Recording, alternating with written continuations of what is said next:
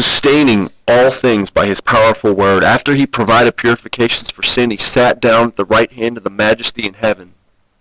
I'm going to stop there. What I wanted to focus on in these couple little verses was this. In the past, God spoke. Remember, we're talking about faith comes by hearing the word of Christ, right? In the past, God spoke to our forefathers, meaning the prophets, Abraham, Isaac, Jacob.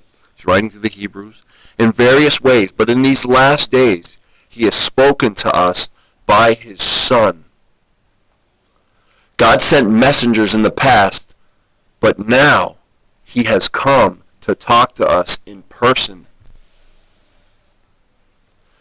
When Philip said, Jesus, show us the Father, Philip said, haven't I been with you all this time? If you've seen me, you have seen the Father. Think about the significance of what these little verses just said. In the past, God sent all kinds of messengers to tell us God's message. But now, in these last days, he himself has come and has spoken to us. And we have it written down. Jesus said to Thomas, blessed are you, because you have seen me and you have believed. But then he said this about us. But blessed are those who have not seen me and yet have believed. God came and spoke to us himself in the person of Jesus Christ, and we have the words of Christ. Jesus is the one who said, you must be born again. Jesus is the one who said in John 14, I am the way, the truth, and the life. No one comes to the Father except through me. Jesus is the one who said, all authority on heaven and earth has been given to me. Jesus is the one who said, no one knows the Son except the Father, and no one knows the Father except the Son, and whom the Son chooses to reveal. And we have the privilege of speaking the words of Christ. And faith comes by hearing the words of Christ. Realize the power you have when you repeat Bible. Think about that. The Creator himself, Hebrews just said, came to earth, gave us messages, and we have the privilege to repeat that message to other people. And the Bible tells us that faith or trust in him will come by us giving that message. God affects it for sure, but he's given us the responsibility to give the message. And all that the Father gives, the Son will come to the Son. And all who come to the Son will not cast out. We have the message.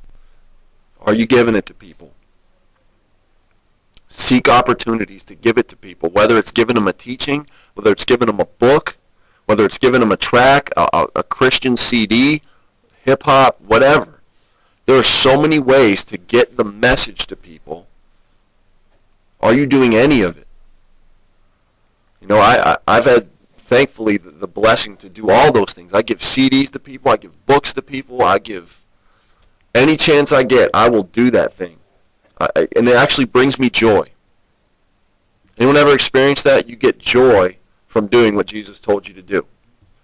Not only is it a privilege, but you get joy in return because you're doing what you were made and told to do. It just makes sense. If he's the grand architect, which he is, and he made us to do something, when we do that thing we're supposed to do, we're happy. We're happy. All right, I'm going to stop there. We have like 2 minutes left, but I'm actually going to stop early, and we will pick up next week, and we'll finish Romans. Hopefully, we'll finish Romans 10 next week. Let me see what verses we'll look at next week. We will look at 18 through 21. They're all quoting Old Testament passages, and I don't think it'll be a problem to finish all those in 1 week. And so we'll finish Romans 10 next week. Any questions? Any comments? Any confusion? None. That is really good. All right, let me turn this off and we will pray.